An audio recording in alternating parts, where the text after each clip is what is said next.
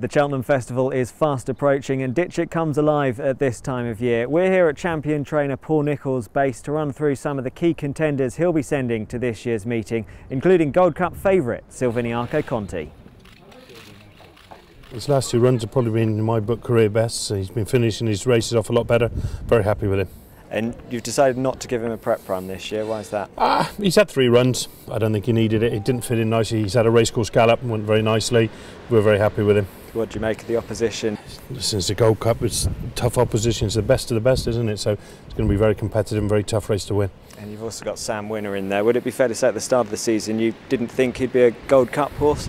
No, but you do get pleasant surprises, and he's progressed. He's rated over 160. Hard, you know what to. So he's a sort of horse that could run a tidy race and could run into a place. Are you using this as a stepping stone to the National, or? It's a possibility, or you know, we might miss the National this year and run him in something else at Aintree, you know, with the Marmaid course, but we'll see near the time.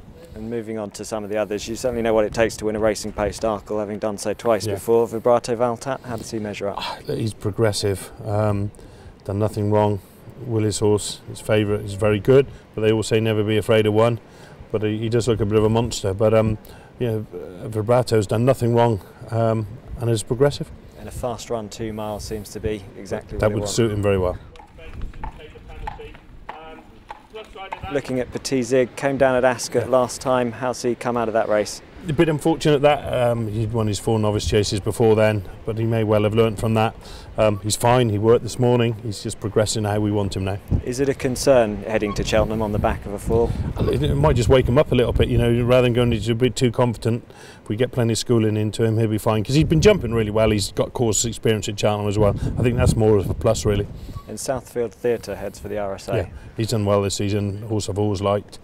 Competitive race, as all of them are, but he's there with a chat. It looks a particularly strong race this year. Who do you see as the... To be honest with you, no one knows what's definitely going to run, but all the races will be strong. Whatever, you know, you're saying this is a strong race, that's a strong, they'll all be strong.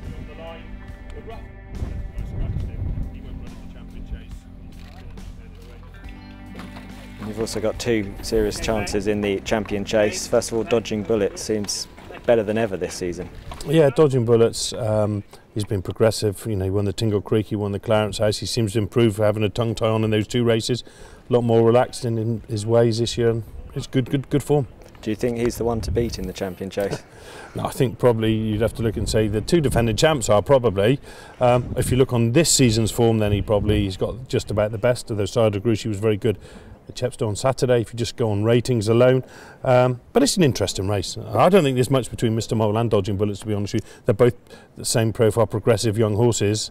We've got chances in a very competitive, open-looking race. Well, Mr Mole, he has to go down as one of the most improved horses in training this season. Do you think there is still more to come from him?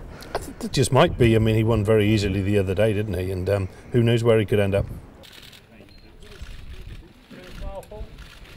And moving on to your hurdlers, 2 in the World Hurdle. Safia Dirar going back hurdling, having had a spell chasing this season. Yeah, and he won the Cleve and won nicely, so hence we're going to the World Hurdle. He has to improve, I think, on his last run, but he just might. And Zarkanda? Zarkanda, well, he's done nothing wrong, you know. He won in Otoy. When I say nothing wrong, he probably was a bit naughty at Ascot. He just idled a little bit in front, and when you've got a horse like Red de Savola against you, you don't really want that happening. But he's fresh and well, he's got grade 1 form. Goes into the race, you know, with a big chance. And Sam's opted to ride Safia Dirar. Around the yard, is that the vibe that Safia Dirar's the number 1? Or? Listen, I don't think so. I think probably Zarkanda probably ought to be the number 1, because he's a grade 1 winner. He's more street-wise and hardier than Safar. Safar's got to improve, but I don't know. I think Sam's sort of thinking long term that Safar might end up perhaps one day running in a Gold Cup. Who knows? But I mean, it's always tight to make a decision like that. And just a word on your Juvenile Hurdlers, always worth following at the festival. You paraded Bouville earlier. Would he be the pick of them? Yeah, he's just one that, you know, and then I've got 3 or 4 in the Fred Winter. Probably run nothing in the Triumph. Old Guard and Bouville will probably run in the Fred Winter. And a couple in the handicaps to look out for, like Calypto, Le Mercury? Yeah, Calypto, Le Mercury, Belakfontana, Pétisson, Quai de Belay, all in handicaps, but basically I don't think any of them are particularly well treated, so, you know, it makes it tough to win those races. And final question, your best chance of the week? Best chance of the week? That's a hard question. Lots of chances, but it's all very competitive. So Paul reluctant to name one horse as his best chance of the week, but what about head lad Clifford Baker? I think the best bet, and I think it's a horse that is Silvinaco Conti. He's got all the form in the book. He's definitely the one to beat.